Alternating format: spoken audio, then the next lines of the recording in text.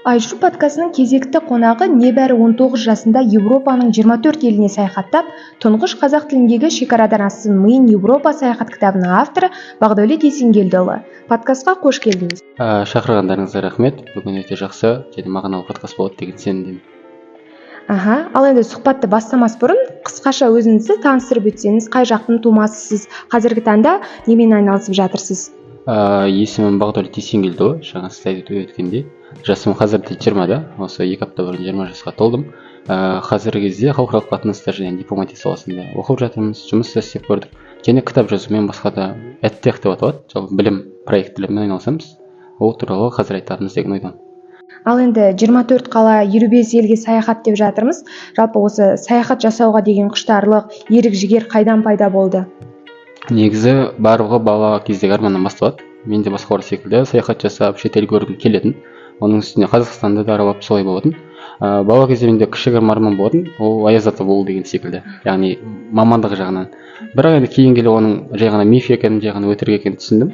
Негізгі ой аяз ата болды. Ол жаңағы барлық елдерді аралау, жаңағы саяхаттау, ұшу деген сияқты дүниелерден басталған еді. Негізінен 24 ел бұл жерде Европа елдері басым көпшілігі, және Түркия немесе біздің көрші елдеріміз кіреді. Ал 55 қаланы мен арнайы солай көп қала аралауға тырыстық, өйткені кітап жазу барысында бір елдің бір қаласына ұқсамауы мүмкін деген секілді дүниелерді ескердік. Ал енді алғашқы саяхатыңызға оралыңызшы, қай жерге бардыңыз және қандай мақсатпен? Негізі саяхатты әртүрлі типтерге бөліп қарастыруға болады. Енді оны орысша айтқан кезде пассивный, активный отдых деп атайды. Яғни пассивный ол жай ғана саяхаттап барып, қыдырып, былай отбасымен барып қайту деген секілді. Ондай елдер көп болды, бірақ негізінен шынайы саяхат болған, жаңағыдай активті түрде болған, өте көп информация алған, қиындықтар болған ол әрине Париж қаласы болды. Біз басында Париж қаласында оқыдық, кейін Бордо қаласына ауыстық, Францияның. Жалпы Париж қаласында өте көп жаңа дүниелерді байқадық. Алдында ақша жоғалттық, одан кейін жаңа адамдармен таныстық деген секілді. Қала өте үлкен, шын Алматыдан да үлкен. Европада жаңа Лондоннан кейін ең үлкен қала деп саналады. Сол қалада жалғыз өзіміздің жүруіміз, менімен қатар тағы бір құрдас жігіт болды. Екеуміздің жол табуымыз әртүрлі оқиғаларға негізделген қызықты оқиғалар, қызықты хикаялар толы болды. Сол үшін мен үшін естен кетпес саяхат ол Париж. Парижде одан кейін де бардым. Бітпейді шыны керек. Мен бір 4-5 рет Парижге жеке саяхаттап барғанша тұрғаннан бөлек. Бірақ бәрібір де сіз тағы да саяхаттағыңыз келеді. Хемингуейдің бір сөзі бар, егер сен немесе сіз жас кезіңізде Парижде болсаңыз, сонда сіз әр күні Парижде болғандай оянасыз деген. Сол үшін барлықтарыңызға кеңес беремін. Ал басқа да саяхат жасаған қалаларыңыз ішінде қайсысы тиімді және қай қалаға саяхаттау керек емес деп кеңес беретін едіңіз? Негізі саяхаттауды бірінші моральны түсініп алған дұрыс секілді. Не үшін саяхаттаймыз деген секілді. Мысалы бұрынғы кезде саяхатшылардың екі ғана типі болған. Егер біз жаңағыдай жауынгерлерді, соғыспен баратындарды қоспасақ, ол бірінші типі мемлекеттің тарапынан жіберіледі. Ол мысалы сол Европада Марко Поло болған, мәселен, осы Шыңғысханға, Татарстанға келген. Ал екінші типтегі саяхатшылар іздену, білім алу мақсатында болған. Ол мысалы Әл-Фарабиді айтуға болады, Ибн Синаны немесе басқа да білім алу үшін саяхаттағандар болды. Енді біздікі де сәл екінші типке сәл жақынырақ, мемлекеттік грантпен барған күйде де біздегі жеке қалау болды. Саяхаттағанда тоқталатын нәрсе қаладан бөлек ол сіз не үшін саяхаттағыңыз келеді, соған назар аударған дұрыс секілді. Яғни мысалы мен мәселен кезінде тарих олимпиадаларына қатыстық, маған тарих қызық көрінді. Футболға қызығамын, немесе тенниске әртүрлі өзім қызыққан салаларда мен саяхаттау арқылы табамын. Немесе концерттерге, музыкалық деген секілді. Ал өзім өте қатты жақын болған, Инстаграмда да бөлістім. Ол ең бірінші, енді Парижде қосып қарамағанда саяхаттап барған. Ол Амстердам қаласы болды. Өйткені қала өте тыныш болды. Мендегі таптаурындар, стереотиптер бұзылды. Өйткені көп ойлайды, Амстердамда жаңағыдай ЛГБТ мүшелері өте көп, Амстердамда жаңағыдай басқа да керек емес дүниелер сатылады деген секілді. Керісінше ол жақта мен Европамен басқа елдермен қалалармен салыстырғанда өте көп мешітті байқадым және мұсылмандарды да байқадым. Және тек қана мұсылмандардың былайша айтқан кезде гармониясы байқалды. Барлығы тыныш өмір сүріп жатқандай. Екінші қатты ұнаған қала әрине Барселона. Барселона маған негізі халықаралық қалалар ұнайды. Тек қана бір елдің мәдениетіне бағытталған емес, әртүрлі мәдениет табылатын, әртүрлі адамдар кездесетін және міндетті түрде туристік атақты немесе өте күшті кешендер болса. Соның бірі Барселона болды. Оның да халқы көп, өте сақ болуыңыз керек, өйткені көліктер тез жүреді және ұрық-қарық өте көп болады. Бірақ енді ондай бір қауіпті оқиғалар бізде болған жоқ. Бірақ Барселонаны қоса айтқым келеді, өйткені барлықтары Барселонаға бару керек. Ол жақта футбол да бар, ол жақта спортта мәдениет те бар. мен Мадридте болдым, Барселонамен салыстырғанда өте үлкен айырмашылық бар. Өйткені каталониялықтар сәл басқа мәдениет дегендей. Ал одан кейінгі айтылатын нәрсе, енді үш қалаға тоқталайын деп шештім. Ол Милан қаласы деген ойдам. Өйткені менде де киімге, стильге қызығушылық бар. Енді үлкен бір деңгейде болмаса да, сол үшін мен Миландағы арнайы галерея бар, немесе басқа да магазиндер бар, Гуччидің музейі бар, сол секілді нәрселерді көру мүмкіндігі туды Миланға барған кезде. Және әрине басқа да туристік кешендер, спорт стадиондарын Миланнан табуға болады. Миланда да өте еркін, қала үлкен, адамдар өте аз салыстырмалы түрде. Және бүкіл нәрсе мен үшін қолжетімді көрінді. Мысалы тамақтану да арзан, және қолжетімді, трансфер жағы да қолжетімді. Және адамдар да өте Барселона екенге ашық жарқын, сізбен танысуға баруға тырысады. Амстердамда оған қоса кеткім келеді. Мен Амстердамға ең алғаш бардым, жалғыз өзім. Сол кезде Дэвид деген бір жігіт маған келді, жай ғана жұмыстан шыққан екен. Солай менімен танысуға тырысты. Есімің кім, қай жақтан келдің, неге жүрсің деген секілді. Бәлкім енді бізден сөмкемен жүргендіктен бір сөмке асыл саяхатшы деп ойлаған болса керек. Сонымен әңгіме барысында байқадық, Дэвид осыдан 3-4 жыл бұрын қателеспесем Астанада болған екен. Біздің Астана қаласына келген, дәл осындай бір күртешемен келген, бірақ сұлу екен деп жоғарағанды айтты, және фотоларын көрсетті. Және сол кезде большевикті қыдыртты, күтіп алды. Яғни шетелдік достарын көп табуға осы үш қала өте көп әсер етті.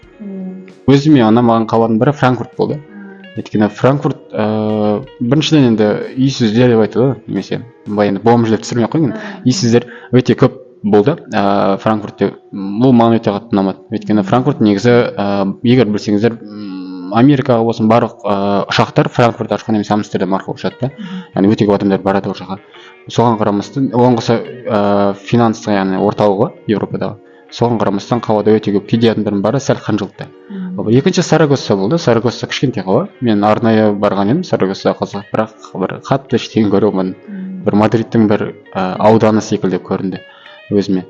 Басқа қалаларда бір қатты есіме түсіп тұрған қала жоқ, барлығы өте қатты ұнады негізі шынымды айтсам Европада. Авторлық кітабыңызға тоқталып өтсеңіз, неліктен шекарадан ассын миың Европа деп аталады? Бұл кітапты қашан жаздыңыз? Біз барынша жақсы жеткізуге тырыстық. Өйткені небәрі жасым 19-да болған кезде көп адамдар қате түсініп қалма деген қорқыныш болды. Өйткені 19 жаста кітап жазуға ерте ғой деген секілді бір алып қашпа әңгімелерде бола ма деген уайым болды. Сол үшін барынша Европаның андай болады, шыны барғым келмеген қалаларға да бардым да, көрейінші қалай болады екен деп зерттеп. Бірақ енді өкінбедім, өйткені өзіңіз айтқандай жаңа арасында бір екі ғана қаланы айттым. Барғым өкінемін деген секілді.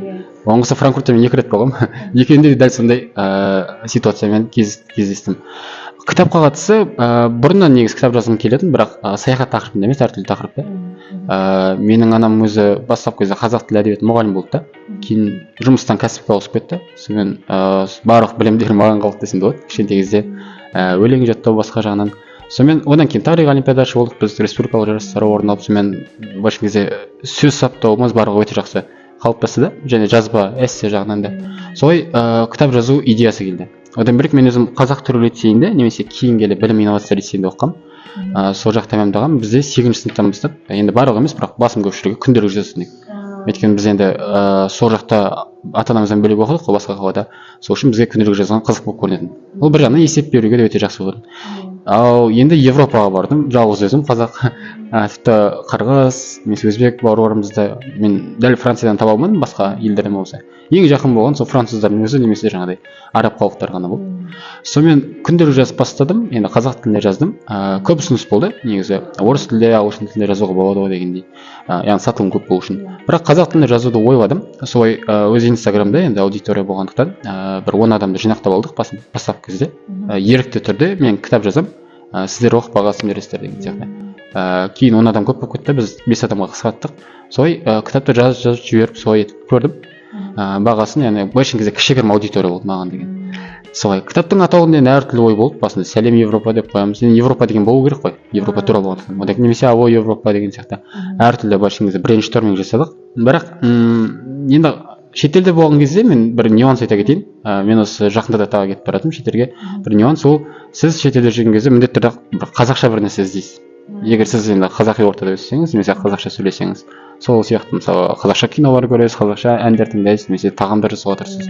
Сол секілді 91-ның біз өлеңін тыңдадым. Мен тыңдап жатқан кезде аяма деген өлең, сонда шекарадан ассын миың деген бір қайырма секілді қатар бар. маған өте қатты ұнап қалды. Одан бөлек жаңағы таптаурындарды бұзамын деген сияқты стереотип қой біздегі. Маған өте қатты әсер етті. Сонымен осы кітапты ойладым. Шекарадан ассын миың деп, сосын жаңа Европа деп қойдық деп. Кейін біз тағы қысқартқымыз келді, яғни Шам деп, үш әріп қосып, Шамның суретімен ар жағына Европа, ар жағына Францияны қоямыз деп. Бірақ ол кезде андай болып қалған сияқты көрінді бізге. Жаңағыдай Қазақстан өркениеттен қалып кеткен, және Франция дамып кеткен деген секілді. Біз оған да Қазақстанда қимадық та солай ызың атаумен қалды. Енді мақсат біз одан кейін 91-мен де келістік.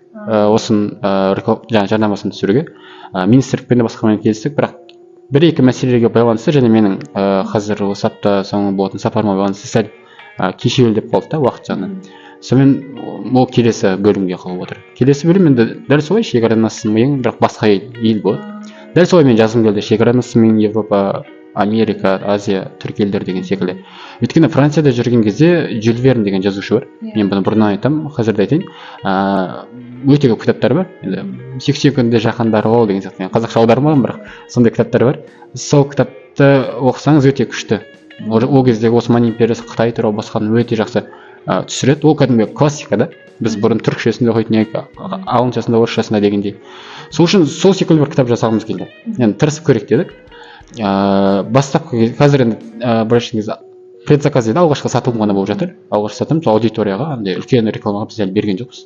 Ол бәлкім алдағы уақытта береміз. Тұсаукесер нақты қай уақытқа жоспарлап отырсыздар? Кітаптың негізі аудиторияға арнап тұсаукесері ол ашылды негізі. Біз 8 наурызға орай бірінші жеңілдікпен әйелдерге немесе жаңағыдай әпке қарындастарға алатын болса жеңілдікпен береміз дедік. Олай да сатылды. Одан кейінгі тұсаукесер біз оффлайн жасағымыз келді, бірақ қазір жоспар бойынша және уақыттың сәл тапшылығына байланысты біз 2 кітапты қосып жасағымыз келіп жатыр. Ол шамамен күз мезгілінде болады. Ол бірінші. Екінші тұсаукесерге қатысты, егер кітап жазам дейтіндер болса, Қазақстанда сәл бір қиыншылықтар бар екен кітаптың тұсаукесеріне байланысты. Өйткені баспалармен келісу, кітап шығару, былайша кезде барлық жұмыстарда жазушы өзі атқару керек болып қалады екен да. Сол үшін мен ойладым, сол үшін де болар көбісі кітап жазбайтыны бәлкім. Енді көбісі айтады ғой, мен сөйлегеніне қарасаңыз бір кітап секілді, бірақ кітап түгіл бір мақала жазып алған дегендей. Сол бар. Екінші мемлекеттік тапсырыстар болады, енді ол жағы қатты қиын емес. Бірақ мен де оны қалаған жоқпын. Министрлікпен сөйлесіп, жеке өзімнің проектім ретінде жасағым келді. Сонымен қатар сіз полиглот екенсіз. Жалпы қателеспесем, испан, француз, неміс, түрік, ағылшын, қазақ, орыс тілдерінде еркін сөйлей аласыз. Қанша уақытта үйрендіңіз? Қалай жаттықтыңыз осылай тез меңгеріп кетуге? Подкастта немесе сұхбатта сіздің де аудиторияңыз, менің де аудиториям басқалар тыңдай жатыр. Енді менің аудиториям ол туралы хабардар, бірақ сіздің аудиторияңызды бәкіші көрмеске тегдерім жоқ. Мен әртүрлі салаларда жұмыс істеп жатырмын да қазіргі кезде. Ол бір жағынан қызық, бір жағынан сәл күрделі. Білім саласында ұбт-ға дайындық, консультация бойынша немесе жақында ғана мен жұмыстан шықтым, осы Procter & Gamble деген компания бар. Сол жақта бәлкім юристіге бөлімде жұмыс істедім, ассистент ретінде. Сол секілді әртүрлі салада жұмыс істегендіктен бір салаға фокус бөлу сәл қиындау. Бірақ маған қызығырақ әр салада жұмыс істеген. Яғни ұқсас салаларда. Одан бөлек жаңа оқып жатырмын дегендей. Оны неге айттым? Өйткені тіл білу деген ол бизнес секілді да. Яғни кез келген тілді білу ол бизнес секілді. Яғни неге бизнес секілді? Өйткені бизнеске сіз назар аудармасаңыз, күнделікті түрде немесе бір тұрақты түрде, онда сіз ұмытасыз. Менде дәл солай болады, бірақ мен барынша қайта оқуға тырысамын. Енді қазақ тілі, орыс тілі түсінікті деген адам, ағылшын, түрік тілі мен қазақ түрік лицейінде оқыдым. Бізде түрікше үйретті, ағылшын мектепте тереңдетіп оқығандықтан. ұбт-да таңдау пәнім ағылшын университеті болғандықтан менде ағылшын тілі өте жақсы болды. 10-шы сыныпта менде Германияға түсу деген шынайы ниет болды. Бірақ сәл уақытшаның кешіктік та, біз кеш дайындалып бастадық және карантин болып кетті. Сол себепті неміс тілін үйрендім, бірақ Германияға түсе алмадым. Тапсырмадым тіпті. Одан кейін қызығушылық сәл төмендеп кетті. Француз, испан тілдерін осы халықаралық қатынастар және дипломатия мамандығын таңдағандықтан сіз 2 немесе 1 тіл таңдай аласыз сол саланы. Сол үшін арнайы таңдадым. Француз тілі енді түсінікті деген ойдамын, өйткені дипломаттардың барлығы француз тілін білуі шарт. Ал испан тілі маған қызық көрінді, бір жағынан еркін көрінді, Латын Америка елдері, Испан елдері дегендей. Ал екінші жағынан Қазақстанмен қарым-қатынас өте жоғары деңгейде болмағандықтан маған сәл неге байқап көрмеске деген ой болды. Ал қазіргі кезде осы тілдерді қайта оқып жатырмын.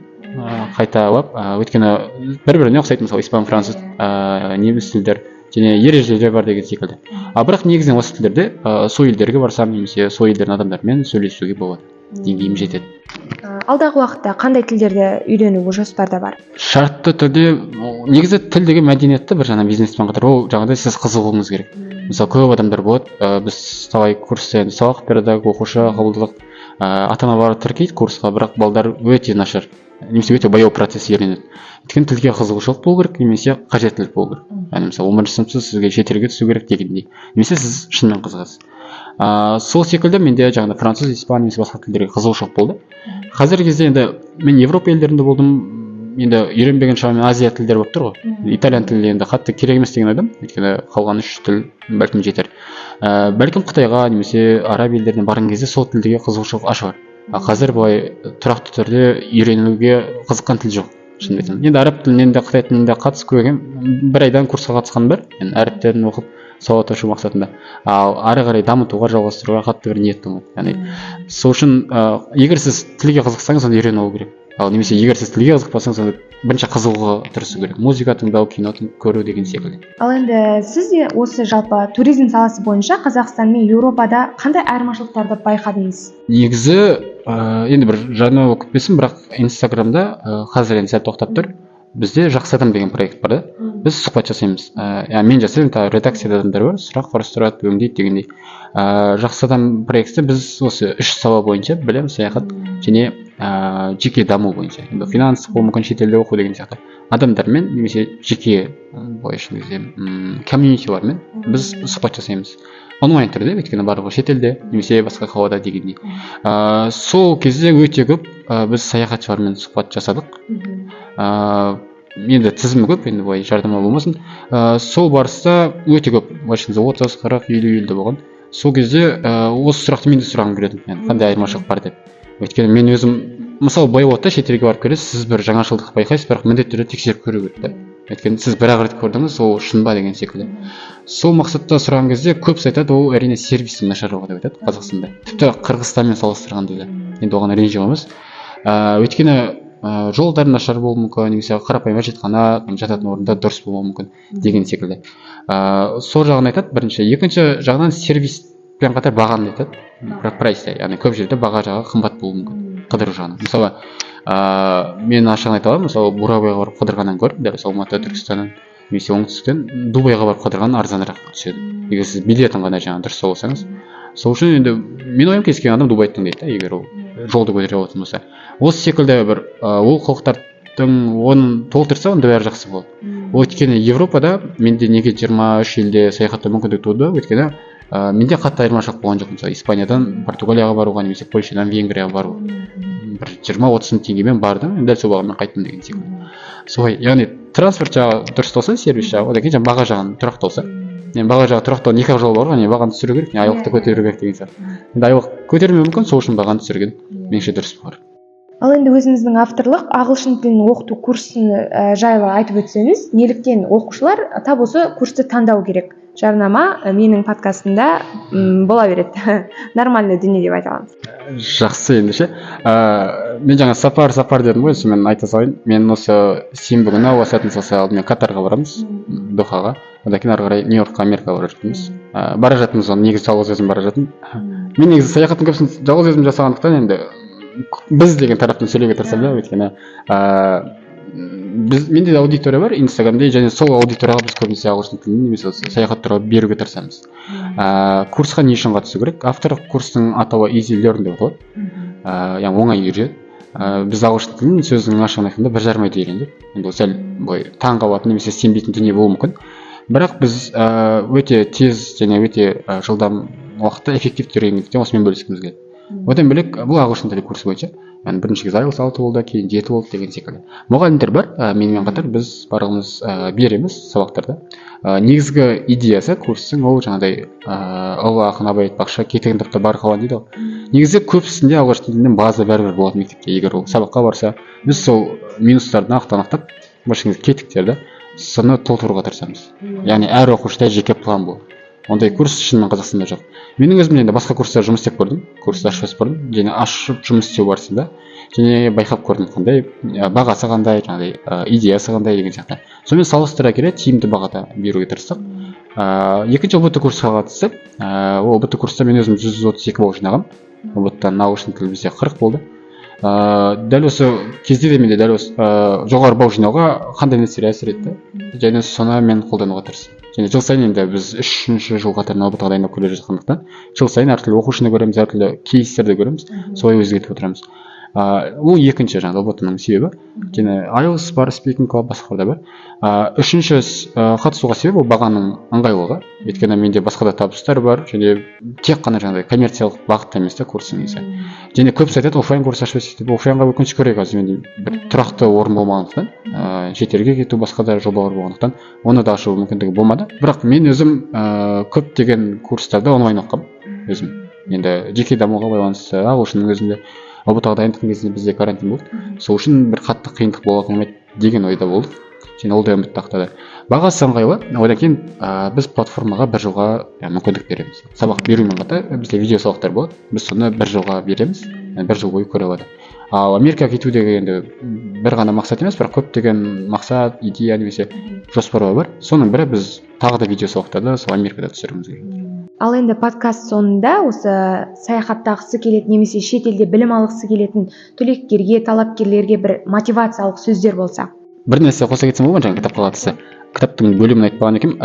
Кітапты енді өздеріңіз түсінгенде келесі енді Америка туралы болады, шекарадан ассын мен Америка. Кітаптың негізі бірінші кітап 3 бөлімнен шықты. Ол жаңағыдай бірінші саяхатшының күнделігі деген. Оны көптеген саяхатшылардың туралы кино немесе әртүрлі материалдардан қарап солай жасауға тырыстық. Екінші бөлімі жаңа болашақтан болашаққа деп аталады. Дәл осы болашақтан болашаққа. Үшінші бөлім жаңа Европадан үйренген 10 құпия деген бар. Өмір сүру стиліне қатысты. Бұны неге айтып жатырмын? Егер шетелге шығатын болсаңыз, осы 3 нені қолданған дұрыс болады. Яғни сіз күнделік жазып көріңіз. Болашақтан болашаққа дегені сол мен бала шағымнан бастап болған оқиғаларда мен ойландым. Яғни 19 жасқа есеп берген секілді. Яғни әр адамда болады, яғни жақсы жақтар, яғни жақсы сәттер, жаман сәттер, соған баға беріп қайталанбауға деген секілді ой болды. Және үшінші Европадан біліп қайтқан 10 құпия деген, мен әр аймаққа барған сайын бір сұрақтар сұрап баратынмын. Бақыт деген не, сіз үшін жетістік деген не деген секілді. Өйткені көбісі айтады, олардың ойлары бізден 100 жыл асып кеткен, 50 жыл асып кеткен деп. Маған сол қызық көрінді. Шынымен ба дегенде. Енді 50 жыл деп айту тым артық секілді. Бірақ бәрібір де айырмашылық болады. Өйткені мен Өзбекстан, Қырғызстанның азаматтарын көрдім, жігіттерін, менімен қатар оқушы, студент. Барлығы дерлік таң қалды және сенбеді. Кітап мысалы Өзбекстанда кітап жаза алмаймыз деген сияқты. Мемлекет рұқсат бермейді. Немесе жеке менің армандарыма, жаңағы жоспарларыма істеген нәрселеріне қарап. Енді мен ойлаймын, мен ғана емес, Қазақстанда мен секілді өте көп жастар жасап жатқан. Достарым да менің соған қарап олай ойлады, яғни сен бір министрдің баласы шығарсың немесе ол өтірік деген секілді. Яғни оларда сәл милар шекарадан бөлек өзінің жаңағы аумағынан асыра алмаған байқалып қалды. Ал Европадағы менталитет сәл басқаша көрінді. Яғни оларда көбінесе бізде қазір жастар көп белең алып жатыр, соны дамыту керек. Яғни оларда көбінесе жаңағыдай керек нәрселерді жасайды. Мысалы тамақ ішетін кезде тамақ ішеді, мысалы қыдыратын кезде қыдырады деген сияқты, сабақ оқитын кезде сабақ оқиды. Сондай нәрселерді байқап жүрген дұрыс. Енді бір мысал ретінде айта кетейін, түсініктірек болу үшін. Мысалы, менде университетте оқып жүрген кезде өзімнің жаңағы группаластарым бірге оқитын топтағы студенттер маған айтатын да, партияға барайық деген сияқты. Қазақ тілімен айтқан кезде вечер ғой. Енді мен барғым келмейді, өйткені ол жақта ішімдік болады, басқа да жемеу керек тағамдар болады деген секілді. Сонымен бастыратын едім. Сонымен олар енді Инстаграмға, WhatsAppқа салады, фотосын жібереді, түні бойы жаңағыдай барын сап, эмоциясын шығарып алады. Бірақ ертесінде таңертең сабақта отырады кәдімгідей. Жалпы әр нәрсенің несі бар да, балансын ұстау керек деген ғой. Өйткені біздер жаңағыдай қатты оқып кетсе батан деп айтады. Ал одан басқа нәрсеге қызығушылық болмай қалады. Бұл да шынымен шекарадан мидың аспағаны белгісі, менің түсінгенім Европадан. Яғни кітап не туралы негізінен жаңа сіз кеңес айтты дедіңіз ғой. Дәл сол мен түсінген жаңа нәрселерді сараптай отырып берген кеңесім ғой негізі әр елге барып деген сияқты. Және қазақ тілінде барынша беруге тырыстық, өйткені ауылдарға басқаға жету үшін. Екінші, мысалы бізде оқымай кетсе, одан уже үміт үзе салады. Ол оқымайды деген секілді. Ондай нәрсе жоқ, енді әркімнің жеке бір талантымен жаратады ғой. Құдай тағала сол үшін бір сол талантты пайдалана білу керек. Мысалы біреу жақсы ән айтады деген сияқты. Яғни сол нәрсе Европада өте жақсы қалыптасқан. Және үшінші нәрсе, оларда жаңағы өте қатты еркін, ойна келгенді істейді, қалаған болады деген нәрсе жоқ. Олар яғни қаттырақ консервативті бізбен салыстырғанда. Мен соны байқадым. Яғни орталығын айтқан кезде. Яғни көп нәрсеге былай тікесінен қарайды. Заң бар ма, заңды түрде істейді деген секілді. Және соңғы нәрсе, енді соңғы бір инсайт, ол жаңағыдай бізде мұғаліміміз айтатын, енді оның сөзін толықтыра кеткен дұрыс болар. Яғни айтады, Қазақстан мен Европаның айырмашылығы дәл осы неге қатысты, демократияға қатысты. Қазақстанда жалпы Европада айтады, кез келген нәрсені жасай бер, бірақ мына 10 заң болса, 10 заңды жасама деген, оны ескертуді. Ал Қазақстанда мысалы 10 нәрсені жасама дейді, қалған нәрсе туралы айтылмайды. Яғни біз бұл жерде біздің фокусты неге қойғанымыз, назарды неге аударғанымыз маңыздырақ болады. Ал кеңес жағынан берер кеңесім әрине көп, бірақ ең бірінші кеңес оқу жағынан, саяхат жағынан, жұмыс жағынан болса, оқу жағынан ол ертерек дайындалғаныңыз дұрыс. Өйткені мен де Германияға сол үшін түсе алмай қалдым. Қазір мен қайтадан Америкаға оқуға тапсырып жоспарлап жүрмін, яғни ертерек дайындалып жатырмын. Оған емтихан, жаңағы IELTS сертификат келуі мүмкін. Енді әрқайсының әртүрлі талаптар. Оны бәлкім іздеп көрген дұрыс болар өздеріңіз. Ал саяхат жағынан болатын болса, ол әрине бірінші виза. Өйткені визасыз менде оған дейін 6 рет отказ болған, виза бойынша мен шыға алмай қалған едім. Саяхат бойынша ертерек визаны қамдану керек. Екінші ақша жағынан. Өйткені шетелде бәрі мүмкін. Сіз арзан бағада тамақтануыңыз мүмкін, немесе өте қымбат бағада алданып қалуыңыз мүмкін. Ондай ситуациялар болады. Сол үшін тиімді саяхаттау үшін барынша ертерек билет алу керек, ақшаны ертерек дайындап қойған дұрыс. Құрал жабдық бар оған деген секілді. Егер сіздің бірінші саяхатыңыз болатын болса Европаға. Ал жұмыс мәселесі бойынша өте көп адамдарды көрдім, тіпті Қазақстаннан да сол жақта Вашингтонда жұмыс істеп жүрген. Бірақ қандай жұмыс, соған да қарау керек. Егер компанияда істеп жүрген адамдар бар, мысалы Google-да болсын, басқа да, ол кісілердікі өте тамаша. Айлық жағынан да, өмірлік план жағынан да өте жақсы. Яғни жұмыс істеп келеді, Қазақстаннан басқа нәрселер жасайды деген сияқты. Ал тек қана қаржы жұмыс үшін бару Европаға немесе басқа да шет елдерге, ол сәл енді шұғыл болмаса, енді әрине әркімнің өз өміріне араласа салмаймыз, бірақ шұғыл болмаса қатты қажет емес секілді. Өйткені шынымен сіздің потенциалыңыз болса, сіз ол жақта тіл білмесеңіз шынымен азая аласыз бірінші. Екінші, шынымен сіздің потенциалыңыз болса, енді сол жақта тапқан сіз табысты, кеткен шығынды алып тастайтын болсақ, дәл сол ақшаны осы жақта да таба аласыз. Жақсы сұхбат үшін көп рахмет, шығармашылық табыстар тілейміз. Алдағы уақытта білім деңгейіңізді арттырып, осылай саяхаттап, көптеген кітаптардың авторы болуыңызға тілектеспін.